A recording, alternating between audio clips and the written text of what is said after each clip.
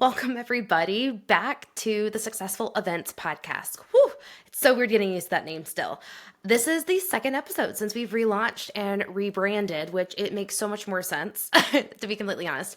And this one's a very special. So this episode I actually recorded back in November of 2024. And between now and then, a lot has shifted, a lot has changed. I'm showing up very differently, to be honest. I feel like on the podcast, getting to share my expertise in events. But internally and even in my business a little bit more, I have changed a lot these last few months. And I have a very special guest today who has been a big influence on that. And her name is Christina Luna. She is an astrological mentor, which I butcher that, by the way, in this podcast episode. But this one, I really want you to just sit and soak it in. I'll be honest, it's a little slower. We are definitely like sitting and just conversating back and forth about this new world. And back in November, it was very new to me and still is fairly new when this is coming out in February 2025. Yet I've learned a lot more and I've experienced a lot more. And I just have to say, be open, be curious, and lean into what we're talking about. And if you get lost, it's okay, keep going, because we start bringing up so many different things for you to think about and ways to look at life and ways to look at yourself. But it all comes back around to just being truly you and authentic. But the world has changed the last few months. And honestly, even ourselves, probably you have seen even a big change in the last 3, 4, 5 months. So what I'm going to do is listen to the episode. Also, below in the show notes, I'm actually linking in there Christina's YouTube, and we talk about it in the episode as well, but go check her out on YouTube in her more recent episodes. She just dropped 2 new ones the last week of January and the 1st of February. That's all about, if you're curious to learn more about what's happening now, because we're talking a lot more about what's happening in November, a lot of that's still pertinent, and there's a lot of new things that are changing that we're going through. I personally need to re-listen to this and hear it because I'll be honest, I have really been struggling to show up the same way I want to and used to, because I was like, I have to show up this way and I'm looking for external validation and I'm looking for people to tell me how to do it. And I go, oh, but it's all inside of me. And there's a reason for that. And you'll hear it in this episode. So go please connect with Christina, listen into the full episode. It is a little longer. It is 100% worth it.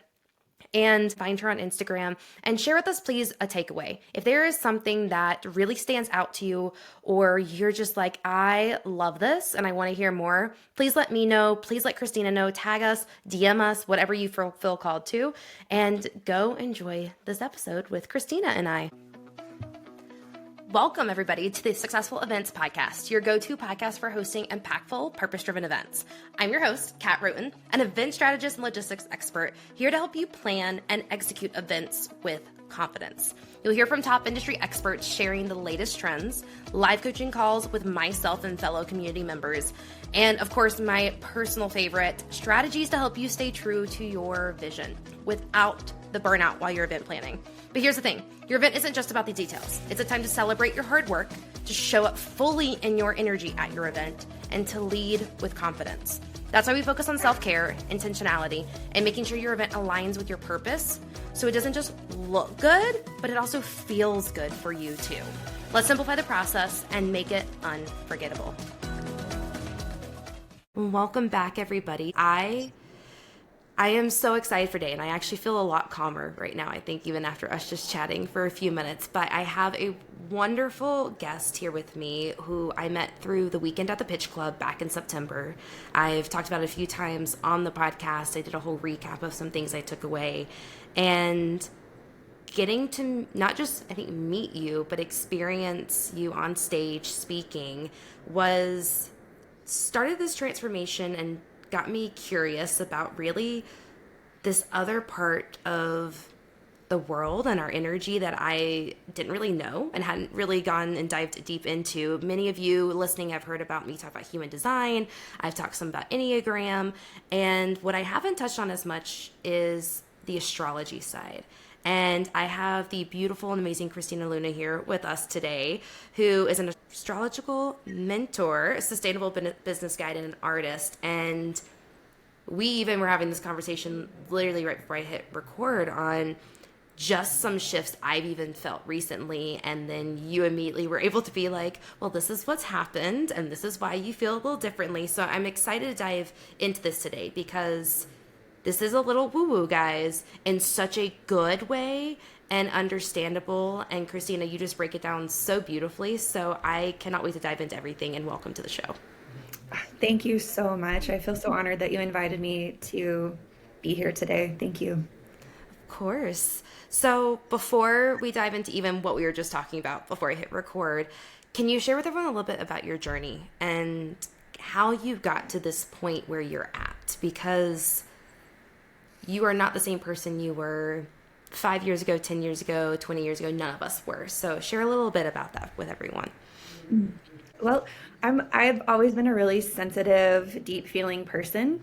And there was a time in my life, it was right around 2010, that those sensitivities started making me feel really confused about my life. And I had sort of a mental break, actually. And at that time, whew, it felt as though my entire world just got turned upside down and the real world became almost inaccessible to me. And this imaginary landscape of my inner dimension became more real than anything else. It was very disorienting. And I spoke at the weekend at the Pitch Club about how that came about. And there was laser hair removal involved. I mean, it was kind of, I'm not going to share that whole story here. Let's just say that there are some experiences that can jar us into a different state of awareness when we're not expecting it. We were not a disciple to become aware of these things. We were not, trying to achieve something through meditation. Sometimes life circumstances can shock us into a different state of awareness. And without any context, it can leave us really disoriented. And so I waded through this very disoriented space for a couple of years. And fortunately for me, I didn't immediately decide that I was going crazy. I think that was the big grace point for me. I was allowed to really investigate that and be very curious about what I was experiencing, and I was able to communicate with this invisible world in a tangible way, actually.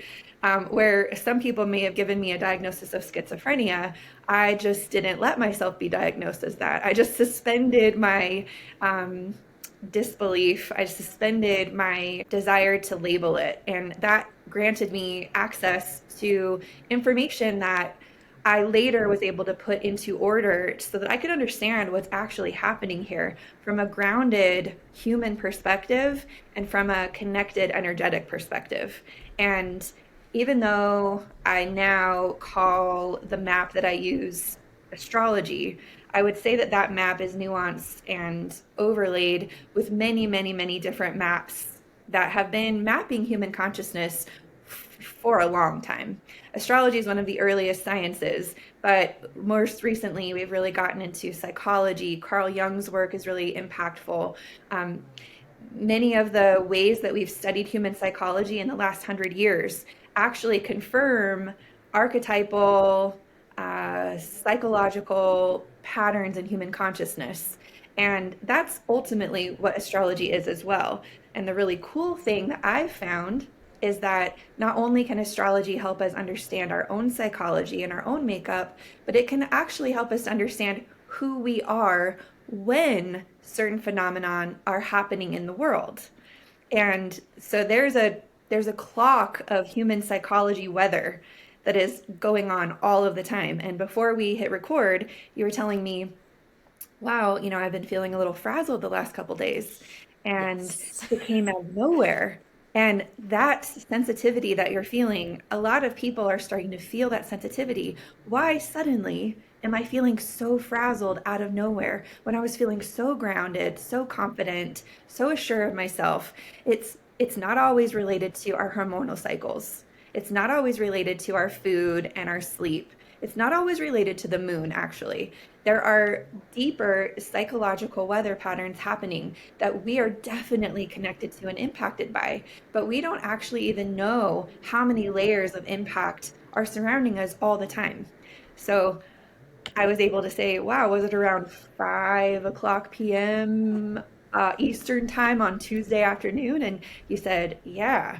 And the reason I'm able to pinpoint it is because there was a big shift energetically, and our nervous system is still trying to get used to that. So it feels as though we've been, you know what the metaphor is? And then I'll break for a moment to connect with you on what I just said.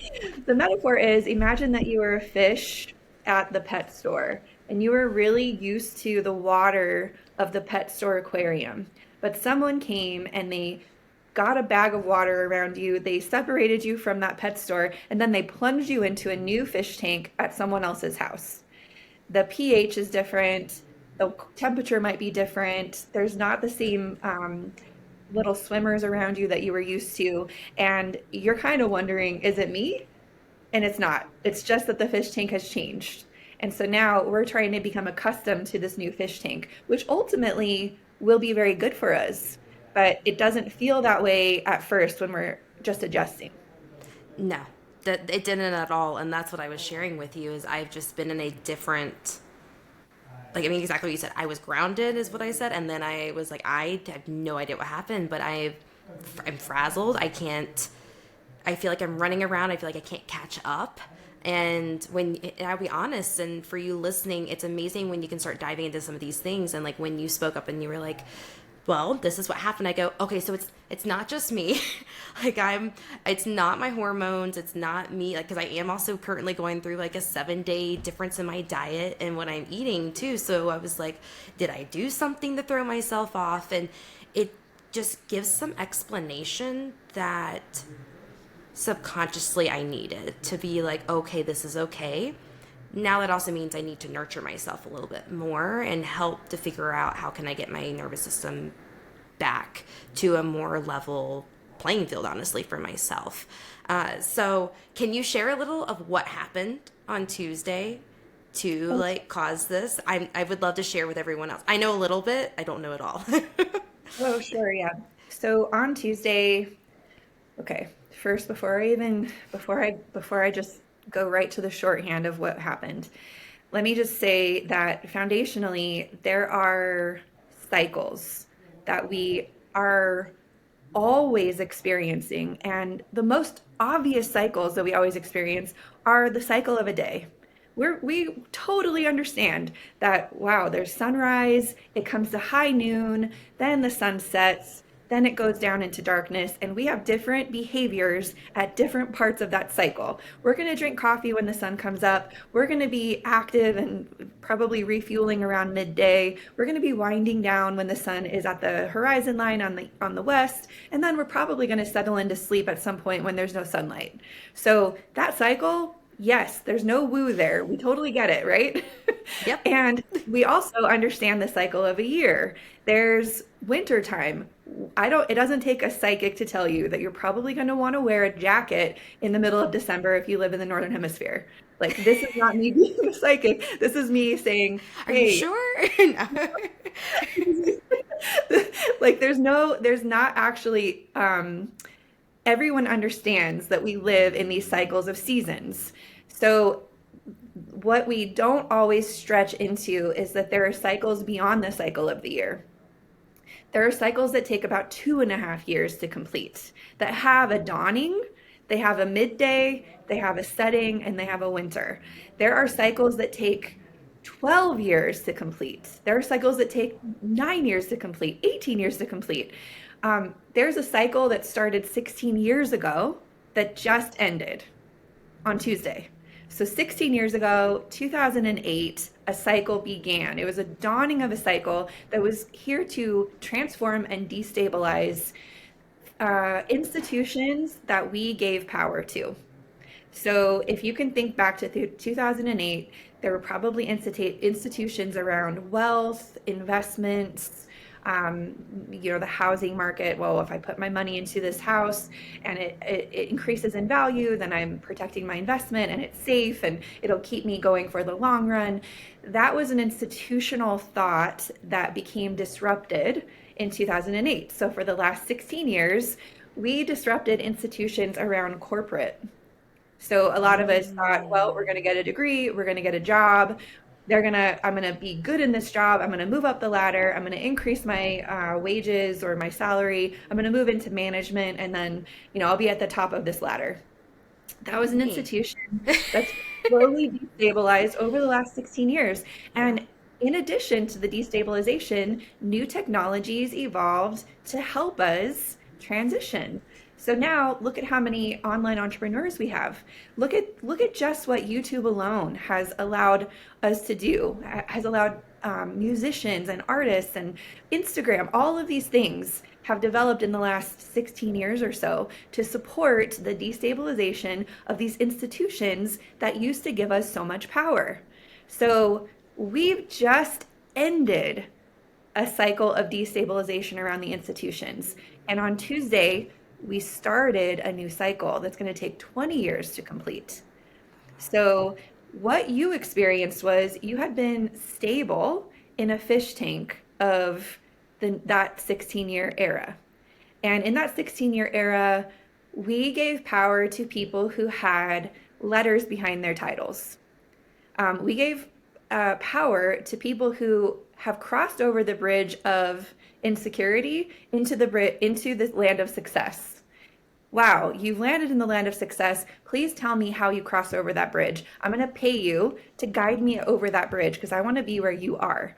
That was important for the last 16 years. And we've all become entrepreneurs to guide others across this bridge to this land of success where you have sovereignty and freedom to live your life the way you want to live, to, choose a lifestyle that suits you the best. Fantastic for some of us. Some of us are just landing in the place where we realize, oh, I actually can do this. That's okay. Like, so the wave that started on Tuesday is a wave that's saying, all right, now that we're here, what's going to differentiate you from all the people that are on the land of success already? How are you different than all of them? How do you identify the tribe that is most suited to you? And the only way that we can do this is by becoming very, very, very authentic with our internal, it's like a frequency.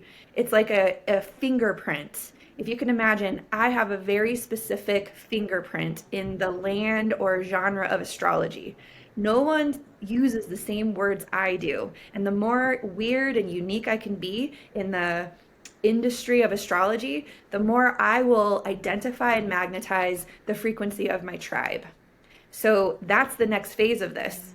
We might all be business coaches, we might all be mentors, we might all be, helping people to sleep better or whatever. There's going to be a bunch of people in our field of expertise, but this new landscape is requiring a level of authenticity that's so unique that our fingerprint is the thing that helps people to know that they want to be close to us, they want to resonate at the similar frequency as us, they want to pool with us. It's less about leaders in this new frequency and more about what the vibration of the pool of individuals that make it up feel like. And those pools are going to be magnetic to more people that want to sense what that pool feels like for them. Is this landing for you? All of it. I was, because few things came through for me when you were saying this. First thing is this idea of that fingerprint, that like what makes you unique is going to come through. And I've had this keep coming up because most everyone knows I'm in the event industry. That's what I do. I do planning, I do coordinating, and now I'm creating a community that is filling a gap that has not been filled in the industry. And it's interesting because yesterday I spent 3-4 hours planning out 2025, like starting the process of what does that look like for me? What does it look like in my business, my personal life? And part of that was with this community is I've had people tell me, you have something unique, you have something different in the, yes, offering the community, but your perspective is different too. And I've had people saying that for probably the last like 4 to 6 weeks. Multiple people have come to me saying there's something else here on a deeper level. So this excites me because I've already started dabbling, like trying to figure it out without forcing myself to figure it out, if that makes sense. Because That's the other thing I've learned is if I try to force it, it's not going to come through, and I'm not going to receive whatever this is supposed to be that's coming through. And the community was that first step. It is something that's been on my heart for 6-7 months that I'm just now putting out into the world, starting to get some feedback and starting to welcome people into it, and it's been an amazing thing. So like as you were talking, it just made me think about what people have been saying, thinking about the community that I'm offering now, and that there really has been this shift. I mean, I even left the corporate space 8 months ago for the officially, because yes, they're amazing. I've seen all these people with success. I wanted to be that. And then I realized, no, I want to come down and be with my people. And I want to support them in a way that they need to be supported. And that is currently missing, while also they get to support me too and cheer me along the way. Which leads me to the second thing is when you kept talking about like my tribe, like our tribe that we get to now lean into. I'm in the midst of figuring that out too. That was part of this last week and yesterday even, was who is it around me that I don't need them there because of their success? Who on an energetic level is supposed to be here with me and going in like to the new year? So yes, everything landed for me. I don't know about you listening, how much it does right now, but I think this conversation needs to be had because it's where you start to get understanding, where you can start to get curious on what's going on that we don't even realize. I don't think I realized this was a cycle. I just thought it was like an every so often thing. I didn't realize this has been a 16-year cycle, and then now we're going into a 20-year cycle. So that was eye-opening for me. Yeah, and I'm talking about one of the slowest cycles. It takes that many years just for that cycle to move from one kind of atmosphere to the next atmosphere. So like my work, I knows about these cycles. My work understands how individuals who have a very specific signature respond and adapt to the changing cycles that we all experience together. Every single person has a little unique recipe, and you sometimes share certain elements of that recipe with people that are born around the same time as you, like in years. So there are generational problems that each generation solves. And so there the generations where they say like Gen X and Gen Z and all of these, they actually are talking about a very specific kind of problem that entire tribe is trying to solve as a generation. And so, all of these things matter and they're all real, and very few of us actually understand how they're functioning in our lives.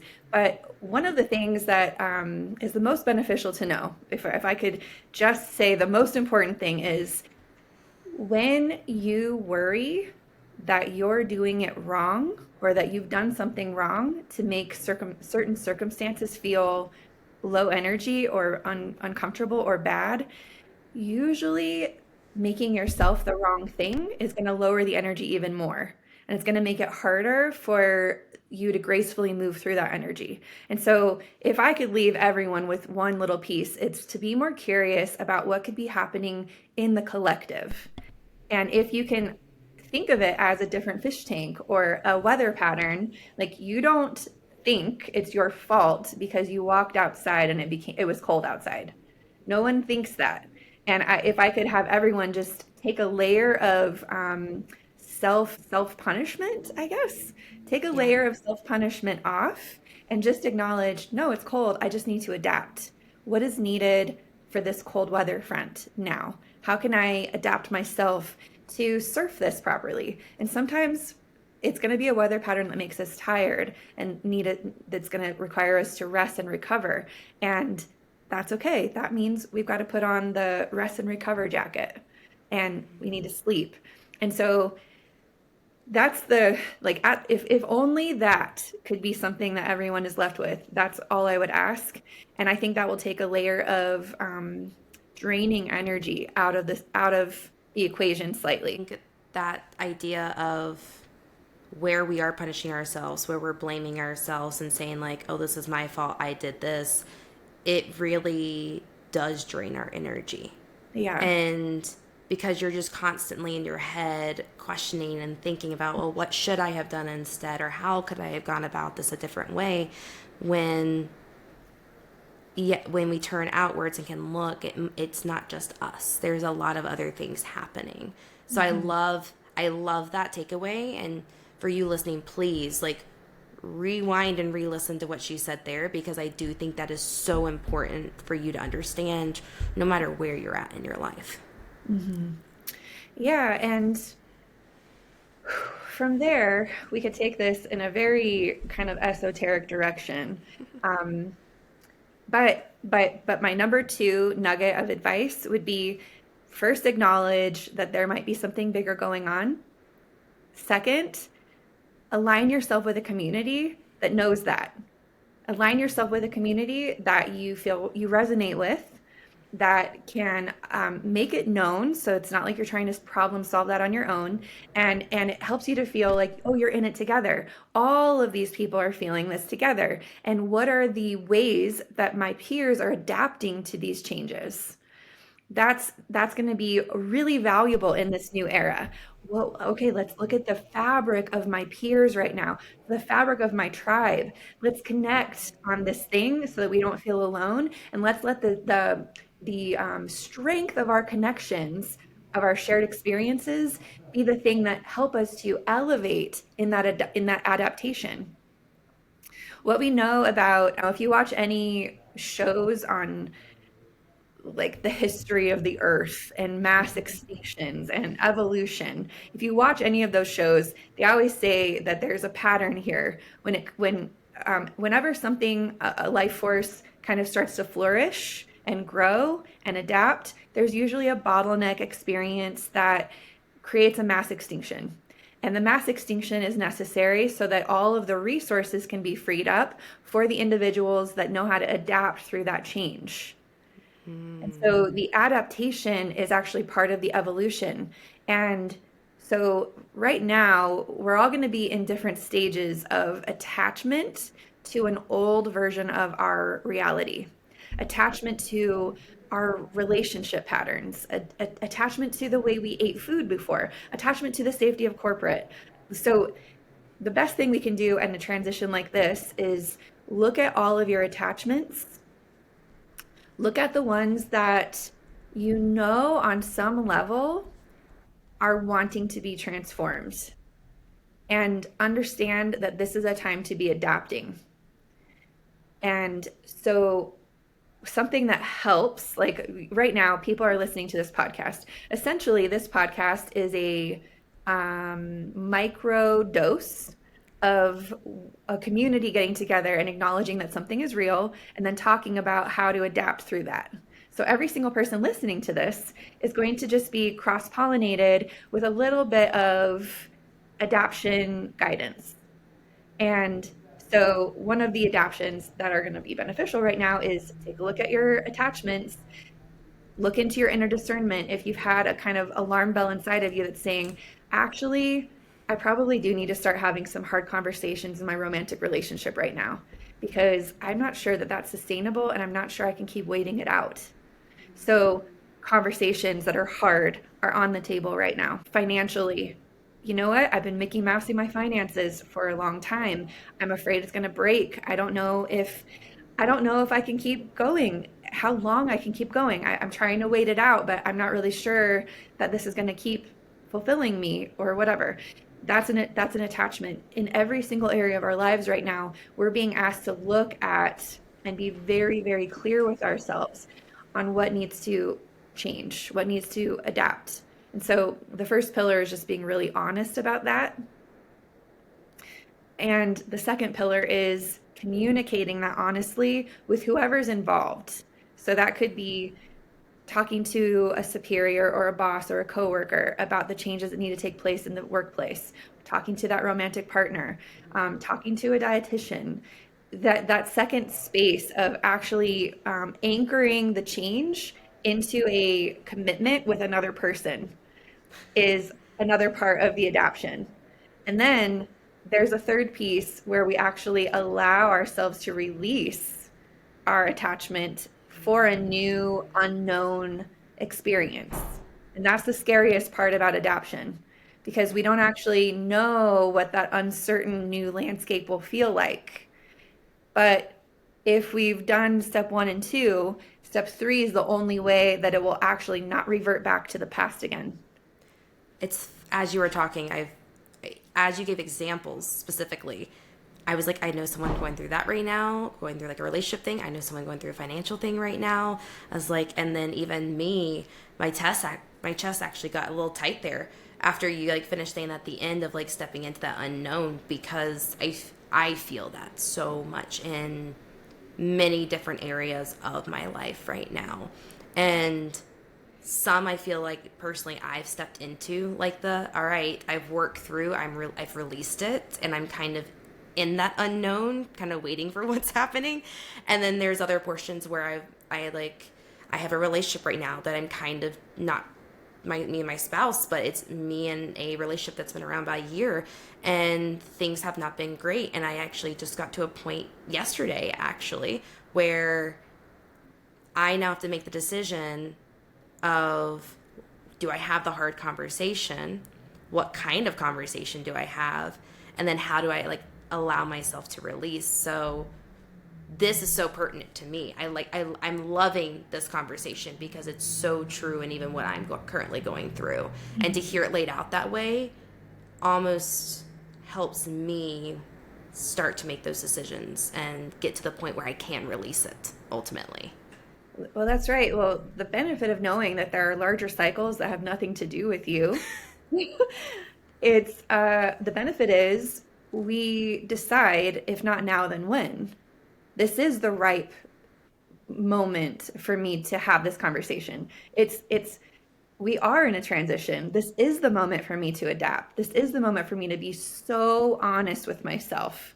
And when I do that, the benefits of the new reality, the benefits of, well, because I've spoken about what happens if we do adapt, right? Yep. Like, so we do adapt and we do change and we do get to evolve and we make it through that bottleneck. And then we do have the extra resources to flourish. But where did those resources come from? They came from all the people that haven't adapted yet. And everything's just going to die. And I don't mean necessarily die. I mean, in the past on the earth, yes, we had mass extinction.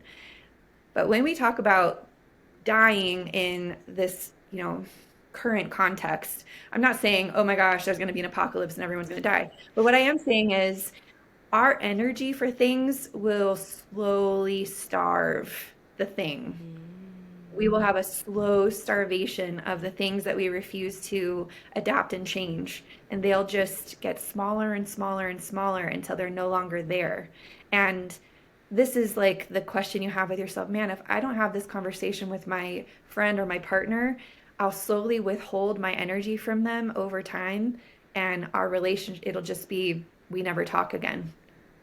There'll be an extinction of that because the energy will be starved from it slowly, slowly, slowly. And all of the energy I was putting into that will be put to something else. Mm-hmm. So we can act proactively in deciding what things we value enough to not let them die. Yeah.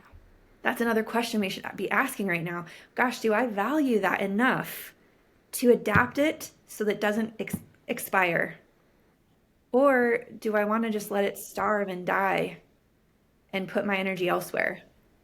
So there's a little bit of extra oomph right now for this type of pattern, not only because in the Northern Hemisphere, it's wintertime. So nature's already doing this. Nature is pulling its resources from the leaves so that it can go back into the roots and begin a new cycle of growth. We're doing this on many, many layers. There's so many big cycles going on right now that it's just extra right now, more extra than any other year in the past.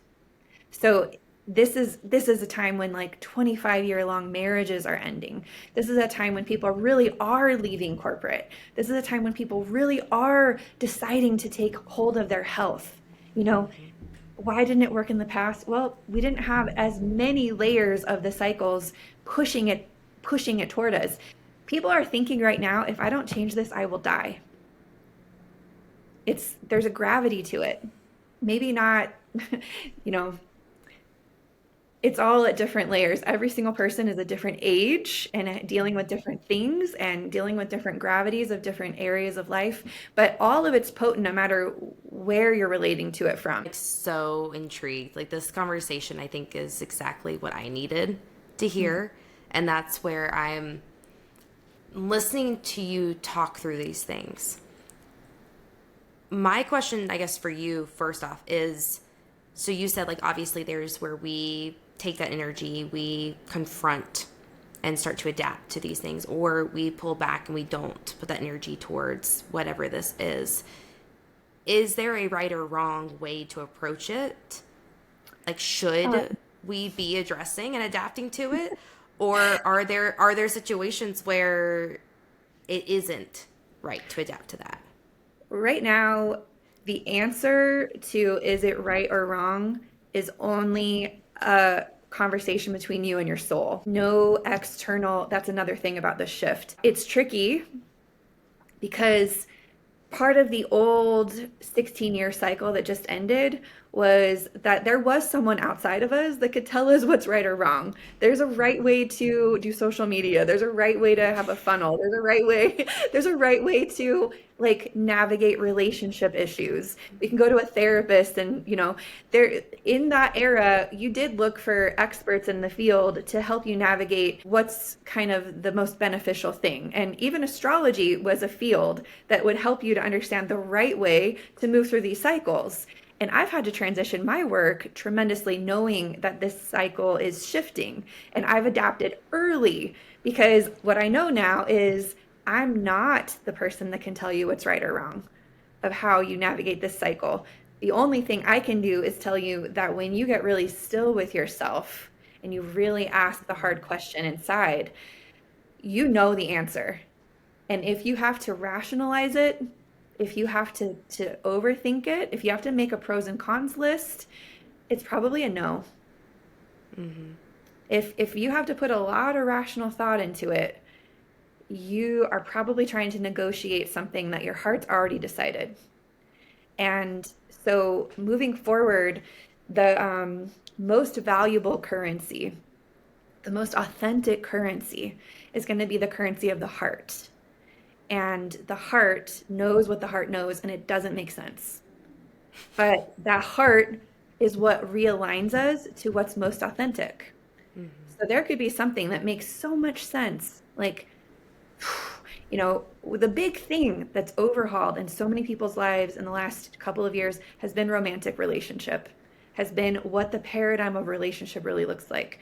That might not be what's going on in your world, but I will tell you a lot of people in my generation, a lot of people in their 40s are definitely facing massive paradigm shifts in what relationship ultimately is designed to look like for them. And there's no model for the new way. There's no right way. There's no model anywhere because it has to be generated from the heart's decisions from this point forward.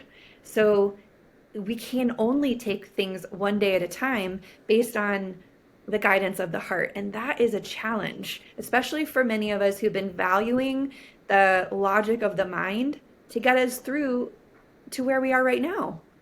it's Yep. it's like it's terrifying to think that maybe our mind, which, before we started talking, I told you I have a model for understanding perception. Mm-hmm. The mind is only one piece in a kind of 7-part process of perception. But the mind is a really powerful piece, and it's what makes the meaning that shifts the actions that we take. And so the problem is, though, that the mind is looking at files from the past to decide what everything means. And when the mind looks at files, it's only going to continue generating more of what we experienced in the past, which might not actually serve the adaptation that will be the most aligned for us. And so there can be a lot of disorientation right now because we're not really feeling congruence between our heart and our mind. Our heart is saying there's something more, and the mind is saying, and I don't know what that is, and it feels scary. So let's stay right here. Yeah, so let's just keep doing what we're doing because it's been working. It's worked for us.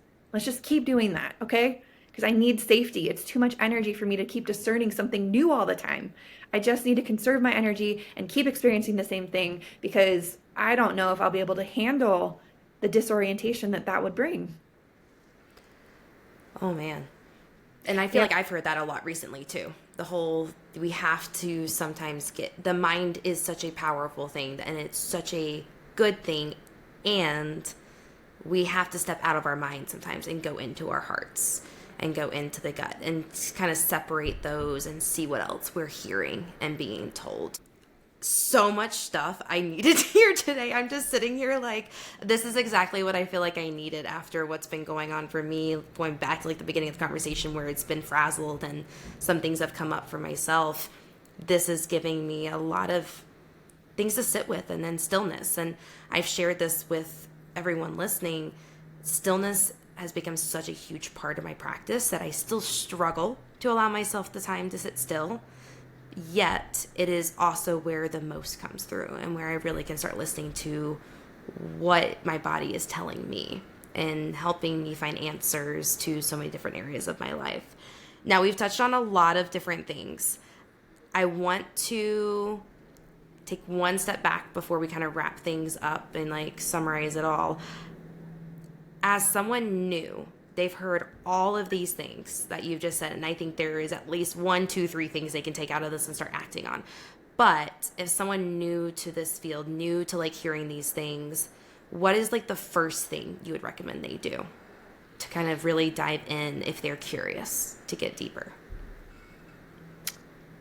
I, well, what's coming to me right now, I guess it really depends on. So I would recommend if a person has started to notice that there's something bigger, there's something interesting, there's something they want to lean into, but they're not really sure how to lean into that, I would not recommend that they just jump into the ocean of YouTube astrology. That's not what I would do. Don't There, do that, please. because that is a wild frontier and there's a lot of different tribes out there, and finding your own tribe might be daunting and it might turn you off from really opening this up for yourself. Um, if what I'm talking about resonates with you, I have a few astrologers I really trust. I create videos as well. You know, there's a part of me that's like, well, find a person you like, find a person you resonate with. It doesn't have to be me, but maybe get recommendations, feel things out. And you want to find people that are talking about these rhythms in a way that makes sense to your system, and be surrounded by people who are also tapping in. So, you know, you're tapping in. You're holding a podcast, you're tapping in, you're bringing people in, you're kind of giving everyone a sampling of what's available, what's out there. And in this new era, moving in through networks is the easiest way to grow and adapt. Instead of going like blind into the big, huge, multifaceted world, start with what feels right and follow that thread. Ask for referrals from people that you trust already. You know, I've had people asking me for referrals like, whew, you know, there's so much available. I've had people asking, how do I find out what my star ancestry is? And that's not my level of expertise, but I definitely know people that I trust and I can refer them, and it's safe. I know it will be safe for them. And I know that they resonate with me. And if they resonate with me and I resonate with them, it's going to be a gentle and graceful introduction that will continue the opening and the flowering of this curiosity. The worst thing that can happen is you're curious about it, you go into the wild, and someone puts information in that's, you know, really attuned to that tribe over there. And there's lots of people that follow that tribe, but the most popular tribes are not always the most resonant tribes for us, especially when we're getting started. And so I hope that that answered your question. Find people that you trust Yes. already, get referrals, gently step in. You know, people like me, I provide readings for people, especially beginners that are just getting into all of this. I provide these blueprint readings that help people to start understanding what their personal recipe is. And even then, maybe don't start there, just start listening to the free content that people like me provide and see if it feels right to you, see if it resonates. And if it does, follow that rhythm for a while and see if you're still magnetized to it, because that magnetizing energy is what's going to tell you what's the right fit for you. That answered my question, and that was perfectly said, which also is wonderful because I am going to link your YouTube. I know you post things on there, and I've listened myself to a few of those. I'm going to link that in the show notes. I'm going to link your Instagram, and I'm going to do this because of another way I kind of been listening to you is with Nicole Lano, who I just had on the podcast a few weeks ago. So I know you guys do a monthly episode, and the cool thing for you listening about this episode is it ties in human design with astrology. And I love seeing it is amazing. Like, I've only listened to the last 2 months. It was, I think, maybe 3. Maybe I listened in September as well. But when I was sitting there listening, it's amazing to see how they tie in together and how it makes sense, like with each other. And it's given me a better understanding, I think, of astrology by putting it with human design, because I have a little bit more knowledge on human design. So I will link that down below too, like the most recent episode at least. And then from there, you all can, I believe in you to find the newer episodes and things depending on when you're listening to this. But is there any other way they can connect with you or anything else you just want to leave with those listening? What came to me just now is just know at one point I was a girl that was very confused and didn't know what direction to go or what to believe in. And I found myself alone, sitting in a room with my hands on my heart and just really asking earnestly to be guided and to feel connected. And so if I could just leave that last little piece, like, there's always a moment at some point when you realize that that's the only place you really need to go. And if you could start there, that place will serve you in connecting with all the people that you're meant to connect with. So if you could connect with me by connecting with yourself as a human, that's my greatest desire for everyone. That it's a wonderful way to wrap, I think, everything up that you've said. So, Christina, thank you so much for being here. I'm so excited. Everything will be in the show notes. Highly recommend for you listening, re-listen, go back to different parts of this episode as well where something stood out to you, and just get curious. Get curious of what else is out there for you. So, thank you, Christina. Thank you so much. I hope you enjoyed today's conversation. If you loved hearing from today's guest, imagine having direct access to them and more incredible event hosts, preferred speakers and vendors, and other industry experts just like them. That's exactly what you'll find inside the event host community. This is your space to connect, collaborate, and learn from others who are building purpose-driven events just like you. Plus, as a member, you'll get exclusive access to live calls, resources, and support from me to help you plan and execute with confidence. Also, as a listener of the podcast, use the code PODCAST in all caps to get access to the community for $97 per month your first 6 months.